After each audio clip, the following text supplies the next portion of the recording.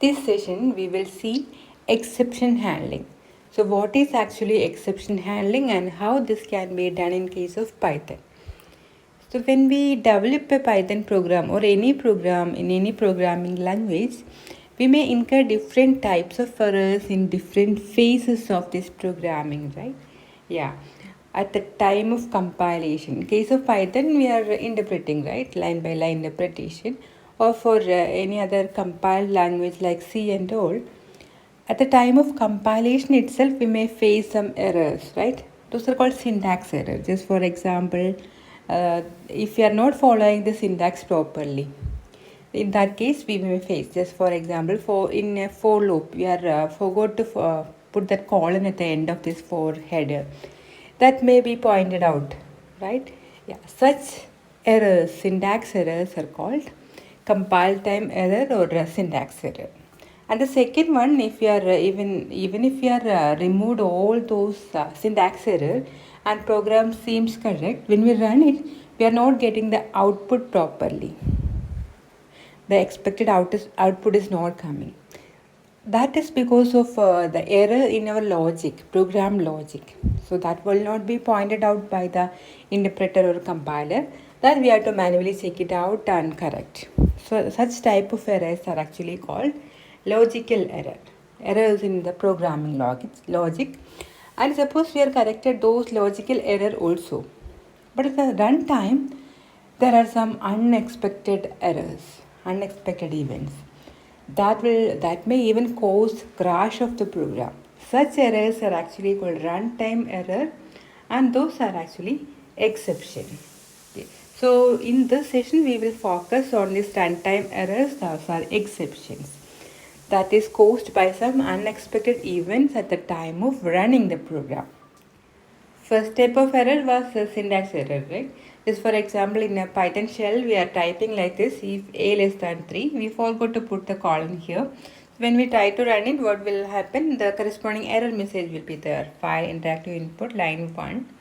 If a less than 3, syntax error, invalid syntax, like that. So correctly, this interpreter or compiler will point out in which line is the error coming, like that. Maybe a clue also will be given, like that. So this type of error we can correct after such a clue. So those are called actually syntax error. And the second or the major thing we are focusing here is the runtime error. Those are actually called exception. So we will see what is an exception, what are the different built-in exceptions in Python, and then how these exceptions can be handled. Okay, so those things will be covered.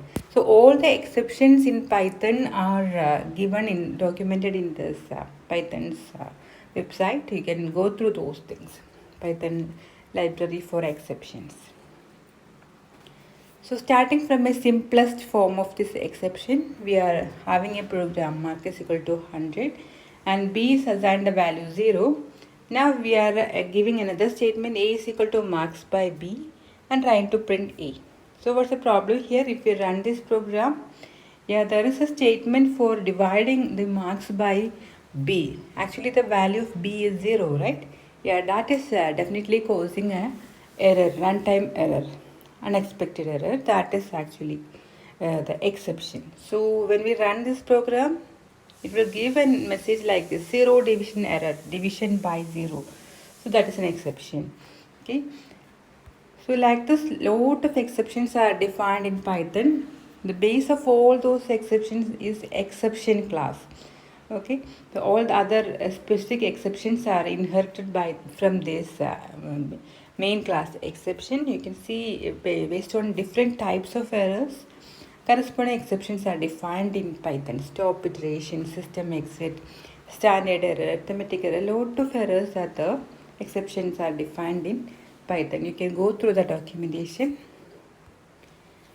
So now how these exceptions can be handled, that is the case. So if you are not handling these exceptions properly in your program, a program may crash. That's the issue.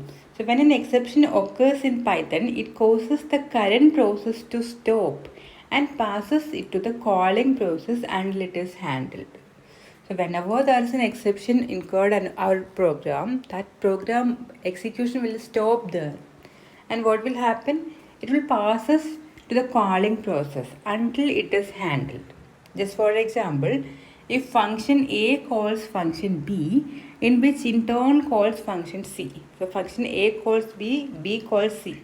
So if C causes an exception, and suppose there is no method for handling the exception within C, what will happen? It will return back the exception to B, and then if there is no exception handling method in B, it will pass that exception to A. And there also, if it is not handled properly, it will crash our program. So if never handled, the error message is spit out and our program come to a sudden unexpected halt. That's the issue here. So we'll see how this can be handled in Python. In Python, it can be handled using a clause try, except, and finally. So in Python, exceptions can be handled using a try statement. A critical operation which can raise exception is placed inside the try clause, and the code that handles the exception is written in except clause. So while we're writing the program, we know that these statements may cause an exception at runtime. Just for example, if there is an integer division and if there is a possibility that the denominator comes 0, in such case, we have a chance or we have a probability that these statements may cause runtime error or exception. So those probable statements can be enclosed in a try clause. And if such an error or exception occurs, what should be done? Such statements can be grouped into the except clause. We will see an example for that. It's up to us what operation we perform once we have caught the exception. So what should be done if such an exception occurs? That is up to us. Even with a simple message, we can give a message and continue the execution, or we can simply pass, or without doing anything, we can simply catch the corresponding exception. So whatever may be, if you are handling it properly, there won't be any sudden stop of the process. So let us see an example. Here we are writing a program to find the reciprocal of an integer number. You can see here we are reading a number from the keyboard, converting it to integer, then finding out the reciprocal of the number. So a is an integer, right? So we are calculating 1 by a. So there's a chance that if you are entering a as 0, zero division error will be there. That's an exception, right? So that should be caught. So what we are doing, all the statements to find the reciprocal, we will enclose within the try block. You can see a try here. So all the statements which may possibly create such a runtime error are enclosed in the try block. After that, we are putting a break. Okay. Now, if there is such an error at the runtime, what we'll doing, corresponding error should be caught or handled, right? For that, we are using the except clause. So if there is such an error, what should be done? That is written here. We are simply writing a message, error message. Sorry, error has occurred, like that. So what error has occurred? We can get the error name of any error at the time exception name using this function, sys.execute information. So the short form is like this, CXE underscore info function back. This is a function name. The return value, the first value returned by this function will be the error name or exception name. So here we are printing that, and those things are defined in the sys module. So first we are to import the sys module, system module. Okay, import sys. Within that we can call this function, and the first value returned, that the index 0, that will give the error name. So we are printing here, sorry, that error name has occurred. That will be the output or the message after catching such an exception. So this is our program. So you can see here that there is a indefinite while loop. While true means it will repeat indefinitely, right? Infinite loop. So what we are doing, first, suppose for the first time, if you are entering 0 as the value, it will create an exception, right? It will cause an exception. So definitely whenever that exception occur in our program, it will jump out of the try and will find out the except block, and it will come here, print this. So again we are repeating the loop, because we have to repeat this loop until we are encountering a positive integer. That is why we are using this for while loop. Okay, so after printing this message, again it will move to second iteration after this while loop. Suppose we are entering a positive integer for the second time, there is no error, so it will calculate the reciprocal of that 1 by a, and that will be printed. Then we are encountering a break here, that means we will exit the loop. So this loop will proceed as long as we are entering wrong numbers. Whenever it encounters a positive integer, it will find the reciprocal, and the loop will be exited. This print is simply to print a new line, nothing else. So this is our program for exception handling. You can see an example output also here. Suppose when we try to execute this, it will give a message like this: enter an integer. We are entering 0 for the first time. So what will happen? So here the 0 is read. It will try to execute the statement. It finding out that 0 division error is there. It will just come out of the try block. It will come here, except close, and this will be printed. Print sorry. That error name will be printed here, has occurred. You can see here, sorry, the class 0 division ha. This is the error name, has occurred. Okay, and it will move to second iteration of the while loop. Again it will give the message, enter the integer. Suppose we are entering a 6 here, so there is no issue. It will calculate the reciprocal of this number, that will be printed. Then it will find a break. It will come out of the loop. It will come here. This print statement will be executed. That is, a new line will be executed. That's all. So this is the procedure. So this is the explanation for that program. We loop until the user enters an integer that has a valid reciprocal. The portion that can cause exception is placed inside the try block. If no exception occurs, except block is skipped and normal flow continues. But if any exception occurs, it is called by the except block. Here we print the name of the exception using this exec info function inside this module and ask the user to try again. So in general, we can say using except clause, we can catch any exception, right? But there can be different exceptions possible in a program. So that is catching specific exceptions in Python. So in the above example, we did not mention any exception, right? Whatever exception happening, we will simply print the corresponding exception error name message, right? Yeah. But the different situation, different types of exception may be there. According to each type of exception, we may have to properly handle, or at least we may have to give some message corresponding to each and every one. Okay. So we can specify which exceptions an exception clause will catch. A try clause can have any number of except clause to handle them differently, but only one will be executed in case of an exception occurs. So all the possible statements which may cause exception will be grouped into a single try block, but this try can have multiple except clause. Corresponding to each type of exception, we can have a separate except clause. We'll see an example here. The same example, a is equal to an integer, converting or finding the reciprocal, printing the reciprocal.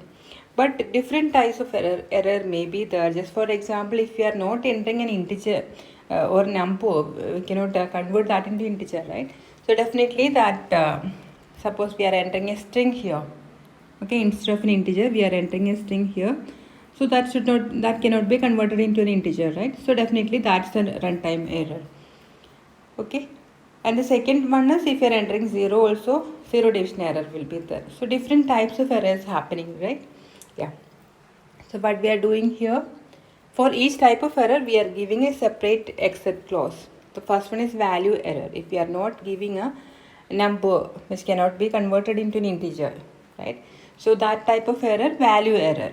If we know the name of the error, we can give the corresponding name here. So value error, what should be done? Error only integer should be ended. That is our handling method here. We are giving a proper message.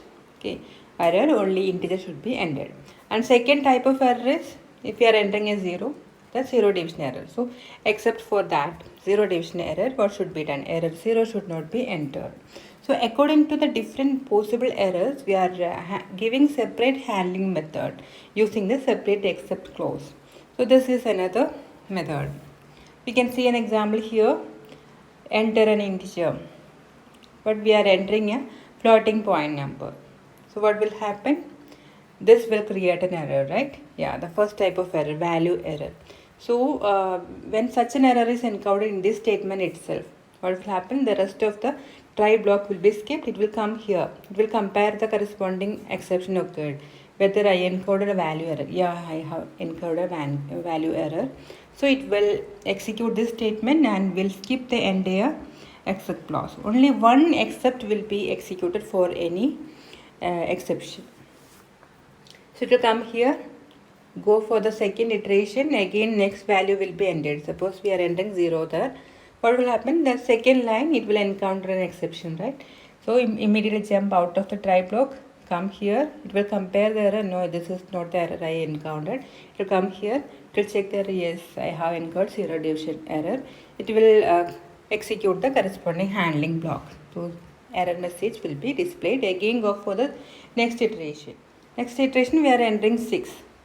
So no issues in the first line, second line also no issues. So it will compute the reciprocal, it will print here, then break is encountered, come out of the loop. So this is over. Print statement will be executed to print a new line.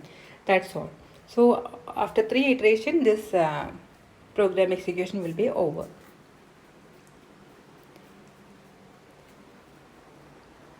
One more example you can see here.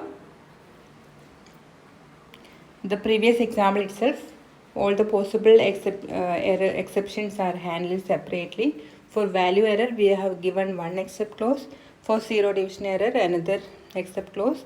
And for all other exceptions, unexpected errors, we can have a third general one. So any number of except clauses can be there, and except without any argument, it is for any other possible error. Okay, that also can be given. So if a value error happen, it will compare it with this one. Yeah, this value error occurred, this will be printed. All other except clauses will be skipped. So if the error encountered is not matching for this except clause, except 1 and except 2, it will come here and execute this general error message. Now how we can raise exception? So normally when we run a program, all the possible exception will be raised by the interpreter itself, okay, at the runtime environment itself. But in a program we can forcefully raise an exception. Okay, that is also possible in case of Python. Exceptions are raised when corresponding errors occur at runtime in normally, right? But we can forcefully raise it using the keyword raise. You can see how it can be done.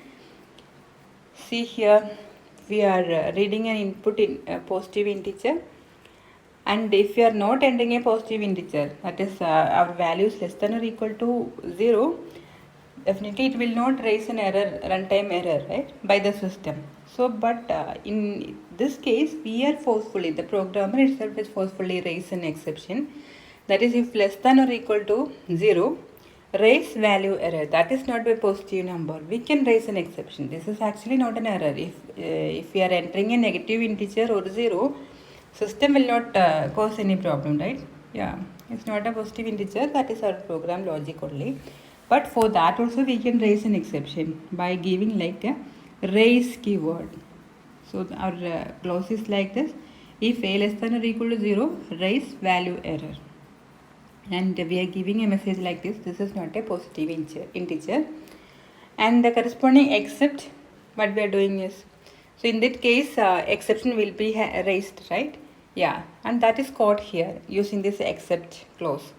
Value error as VE, print VE. So what we are doing is the corresponding value error. We know that possible error is value error, so we are specifically giving is the corresponding error, and we are giving another name for that value error as VE. Simply print the corresponding value error, that's all. Now we have one more clause with the try except block, that is finally. So try statement in Python can have an optional finally clause also. This clause is executed no matter what and is generally used to release external resources.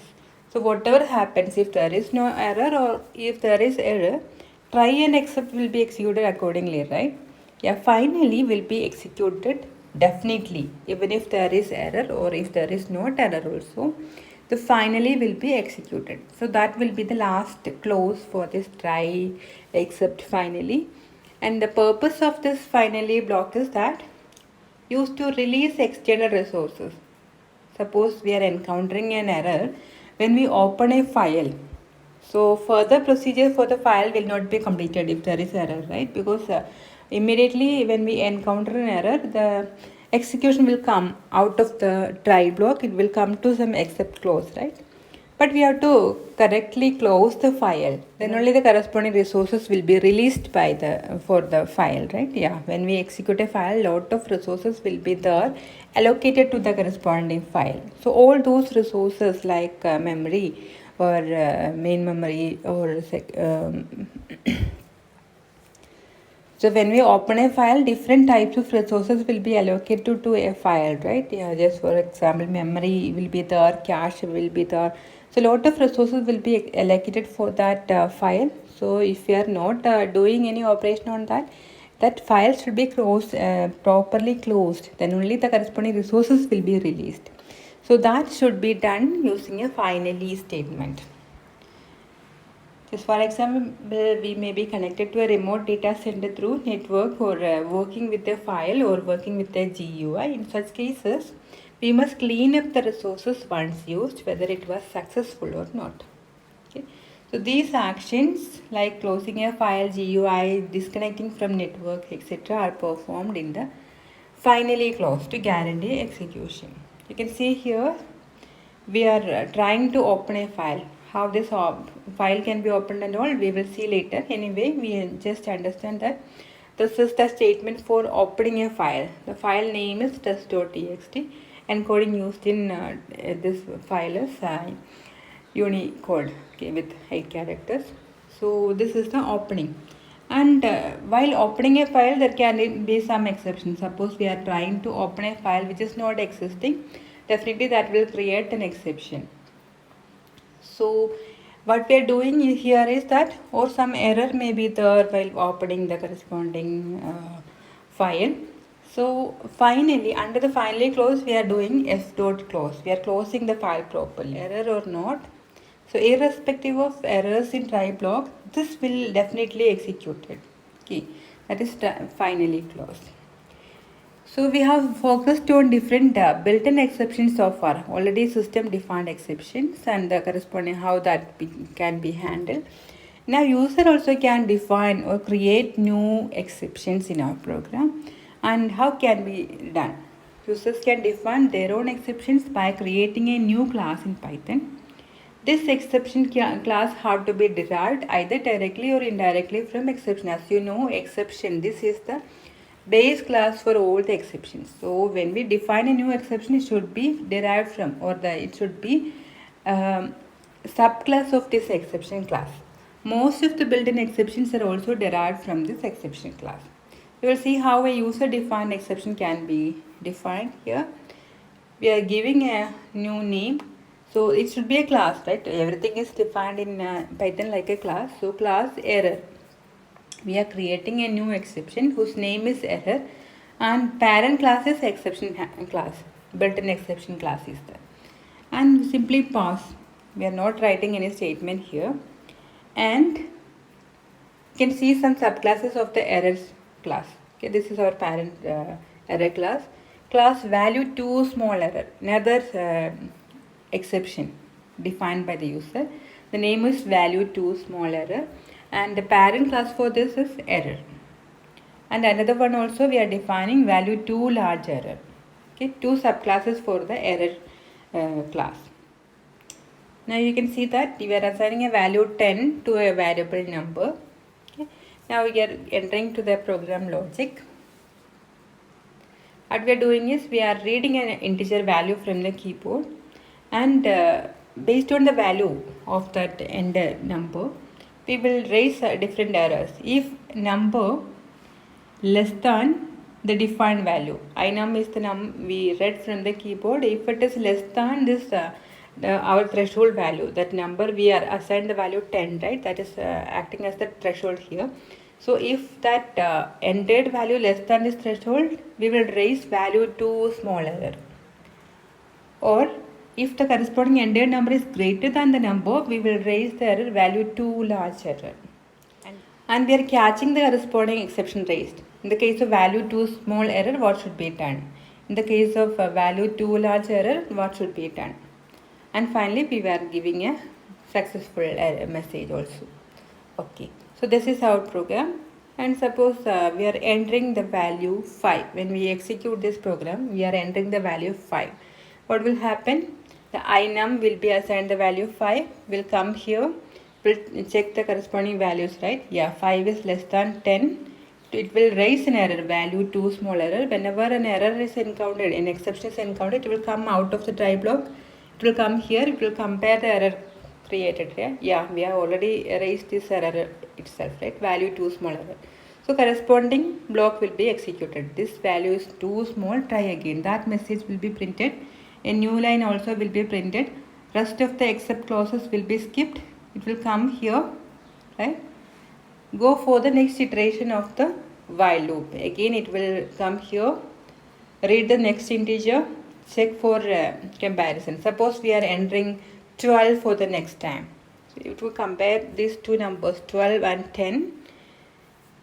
So this condition is wrong, right? It will come here. Yeah, 12 is greater than 10. It will raise the value too small, value too large error. It will be raised, come out of the loop, come here, compare the error. No, this is not the error.